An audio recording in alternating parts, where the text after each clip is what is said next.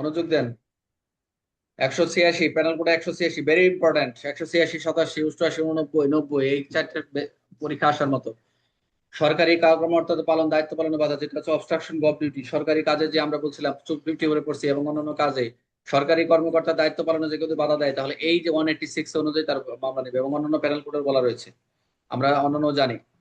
যদি কোনো ব্যক্তি স্বেচ্ছায় কোনো সরকারি কর্মকর্তাকে দায়িত্ব পালনে বাধা দেয়, তাহলে সে এই ধারা অপরাধ হবে। মৌলিকভাবে 186 ধারায় বলছে সরকারি কর্মকর্তার কাজে পথে বাধা দেওয়ার অবৈধ শাস্তিযোগ্য অপরাধ। এটা হচ্ছে 3 মাসের কারাদণ্ড, সর্বোচ্চ 500 টাকা জরিমানা। উদাহরণ কি, পুলিশ অফিসার একটি এলাকায় আইন অনুযায়ী কার্যক্রম পরিচালনা করছে, একটা এলাকায় পুলিশ কার্যক্রম চালাচ্ছে, সেখানে রহিম ইচ্ছাকৃত পুলিশকে বাধা দিচ্ছে যাতে দায়িত্ব পালন তার না করতে পারে, তাহলে ওই রহিমের 186 অনুযায়ী অপরাধ হবে। এরকম প্রশ্ন আসবে, তখন আপনি ধারাটা লিখতে হবে। তাহলে সরকারি কর্মের দায়িত্ব পালন বাধা দিলে কোন ধারা প্রযোজ্য? 186।